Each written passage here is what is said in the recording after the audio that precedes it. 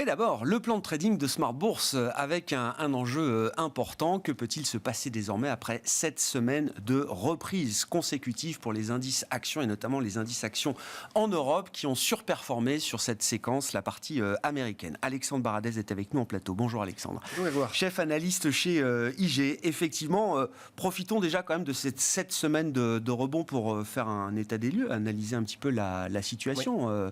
C'est un rebond d'automne quand même qu'on n'espérait pas peut-être aussi intense et vigoureux. Il a été vigoureux et ce qui est intéressant de voir, c'est que ça touche effectivement des valeurs plutôt value, cycliques. Les valeurs de croissance qu'on voit dans le Nasdaq sont plus basses par rapport au niveau ancien touché, alors que des indices on va dire plus traditionnels, le DAX typiquement, Dow Jones aussi, ont connu un beau rallye. Et c'est un rallye qui s'est fait aussi avec un rebond des marchés actions, presque le même timing, parce qu'on a senti effectivement qu'il y a eu l'avant-congrès et l'après-congrès, avec différents propos, différentes rumeurs parfois, mais une volonté en tout cas de laisser le politique un peu de côté, d'aller un peu plus sur la thématique économique. Et ça a bien plu aux indices européens et aux indices américains aussi, et qui ont joué déjà, qui avaient joué un petit peu en amont, l'idée qu'on commençait à aller sur le pic inflation, en tout cas aux États-Unis, ce qui a été confirmé donc très probablement sur les dernières publications. Ça a été aussi accompagné par certains discours de banquiers centraux, certes des colombes, mais qui avaient aidé comme le rallye à se faire, en expliquant qu'il ne fallait pas durcir de manière excessive la politique monétaire. Et ça a donné ce qu'on a eu là, plus l'énergie qui a pas mal baissé, le pétrole et autres, avant les mouvements de la fin de semaine dernière déjà. On avait déjà des mouvements pas mal de détente. Donc ça nous a amené effectivement sur un rebond qui, selon moi, s'est fait quand même sur une bonne partie d'intégration de la question du pic inflation.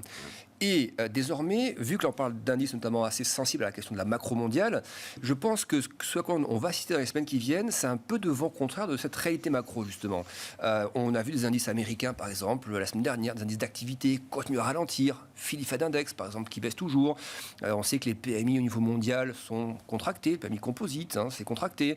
Donc, il me semble que la fonction d'anticipation de marché a été bien jouée par les investisseurs, et désormais, la réalité macro devrait s'imposer un peu plus au marché, mais sans pour autant qu'ils se disent mince, le pic inflation n'est pas encore atteint ou autre. C'est plutôt une thématique. Ça mérite un petit réajustement, oui, mais pas une remise en cause complète de ces 7 semaines de rallye et du sens qu'on donne à ce rallye. Oui, je ne crois pas une rechute. On le disait déjà ensemble il y a quelques temps. Je pense que le bottom a été fait, le creux a été fait sur le CAC, sur le DAX, sur les gros indices européens, ça a été réalisé.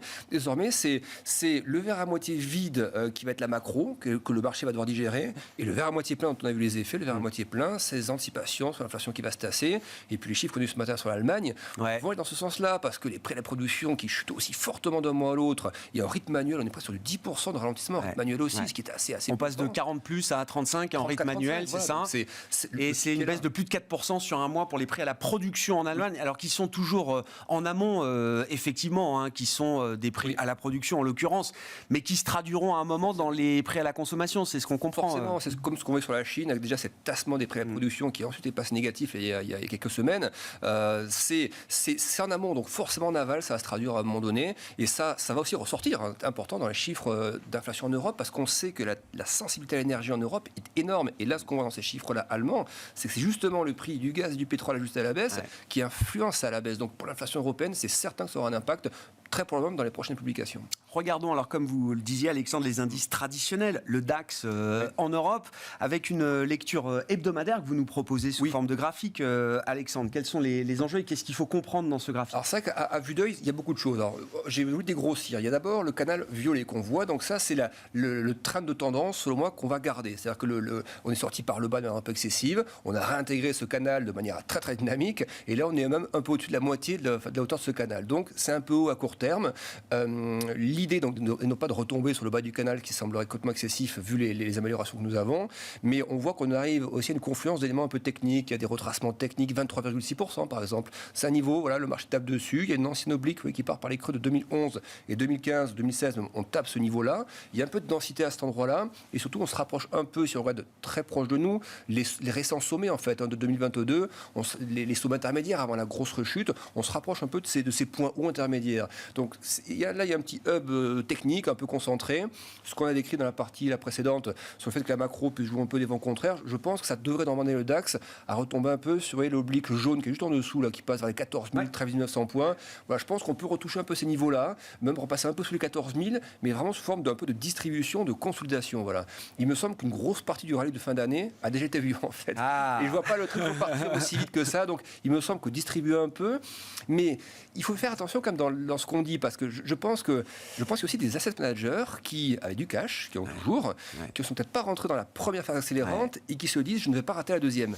Et donc c'est ça qui fait que ça peut limiter du coup un peu les respirations qu'on peut avoir. Donc c'est pour ça que je suis assez prudent sur les phases retraçantes. Je pense que il y a peut-être une forme de positionnement encore un peu excessivement prudent chez des grands investisseurs ou des investisseurs longs d'une certaine manière, qui seraient peut-être tentés de prendre le train en marche. Et donc soit ils ont des creux sous 14 000 et là ils vont commencer à rentrer, soit ça ne fait que distribuer très très latéralement sur les niveaux actuels et dès que ça va commencer à accélérer, il se peut qu'ils se repositionnent. Donc moi pour l'instant, une nouvelle accélération, je vous dis par rapport à l'aspect macro, je pense qu'il ne faut pas le minorer non plus, l'aspect macro. Il y a une partie quand même du ralentissement qui est devant nous, donc ça va quand même un peu influencer les indices, mais voilà, un petit retracement sur les 14 000 me paraîtrait plutôt sain après le gros rallye. Non, mais l'idée qu'effectivement, à un peu plus d'un mois de la fin de cette année, on a peut-être, probablement en tout cas, vu les gros points bas de ce bear market. Oui, ça je pense clairement, et puis même le rebond de l'euro-dollar. On disait que les dollars rebondirent de concert. Un rebond de l'euro serait risk-on pour la partie européenne, c'est bien ce qu'on a vu, et l'euro, on en reparlera tout à l'heure, qui est monté assez haut aussi. Si on zoome sur le DAX avec alors une lecture horaire que vous nous proposez, voilà, donc là on est vraiment dans une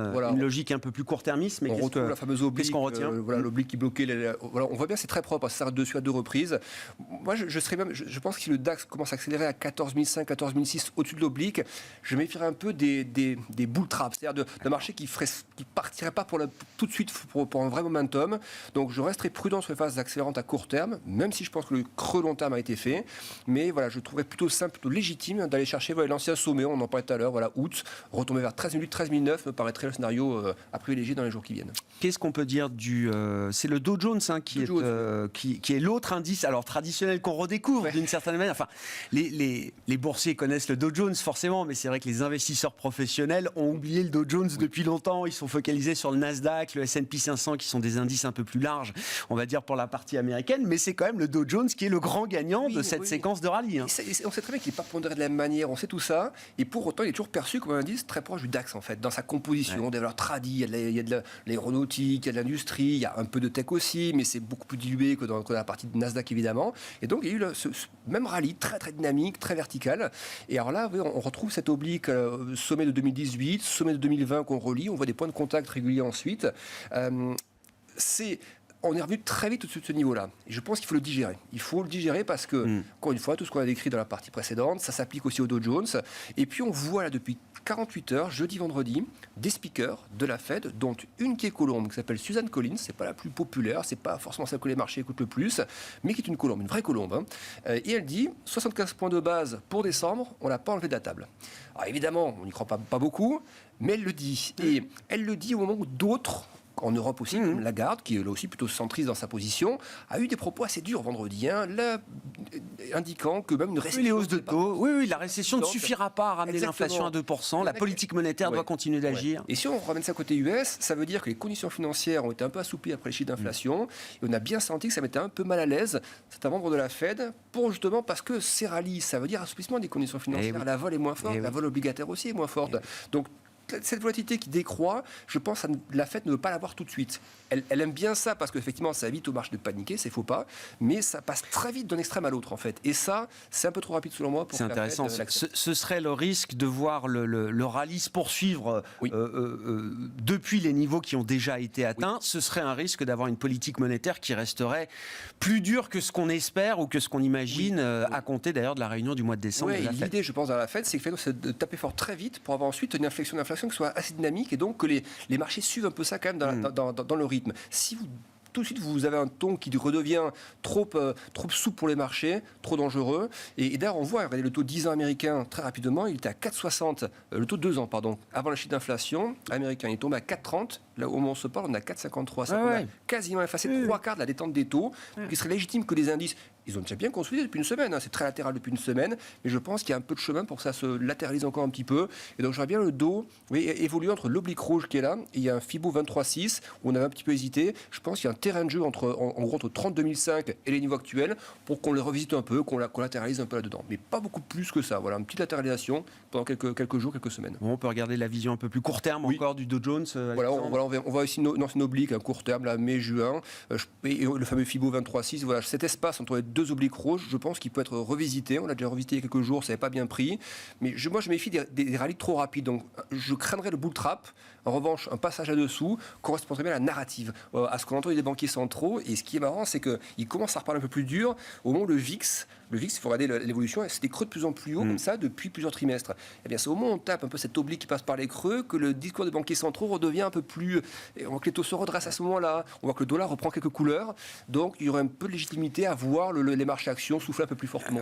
Oui, et puis on en parlera avec Thomas Kosterg dans un instant, mais on a encore des indicateurs. Alors, il y a du pessimisme dans les enquêtes, hein. Vous l'avez dit, les enquêtes américaines, les enquêtes PMI, il y a du pessimisme, d'ailleurs parfois très important, hein, dans les enquêtes de climat, des affaires en général.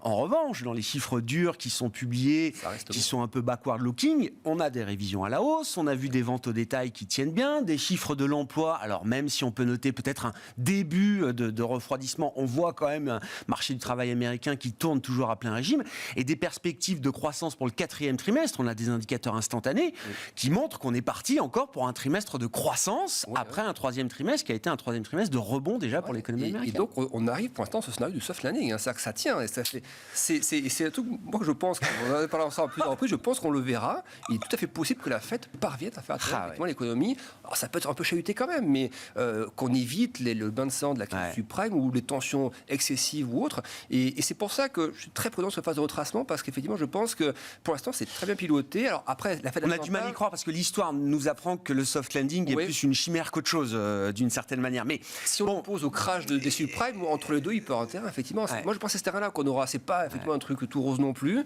Mais la Fed Atlanta, effectivement, bon, là, les prévisions à 4,4, c'était les dernières, un peu à 4,2. Je pense quand même que ça va repartir un peu la baisse. L'activité, il montre quand même que le ralentissement est en cours. Mais sur l'immobilier, par exemple, avec des taux à 7 et quelques, il y a la latence aussi là-dedans. Mais on retrouve en fait là, on est même passé un petit peu sous la ligne de tendance, par exemple, des mises en chantier ou des permis de construire. On est passé un petit peu sous la tendance des 5-6 dernières années. Mais c'est pas un décrochage non plus. C'est-à-dire que la Fed veut que ça passe en dessous. Elle voudra pas que des écarts types délirants à la baisse non plus. Donc c'est là qu'on sent que et on est déjà rentré à cette phase-là, hein, où on voit qu'à un moment de la Fed, octobre des phrases un peu plus souples, là novembre des phrases un peu plus dures. Ça alterne comme ça, et je pense qu'on aura encore ça dans les semaines à venir.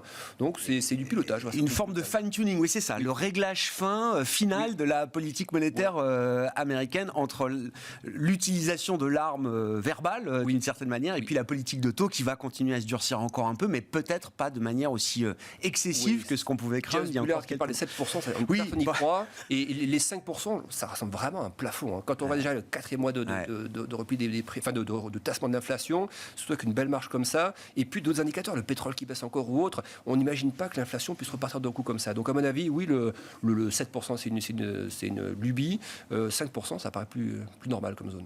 Un mot pour finir de l'euro-dollar, et même du dollar en particulier, qui a été avec la remontée des taux, le krach obligataire, une des grandes tendances de 2022.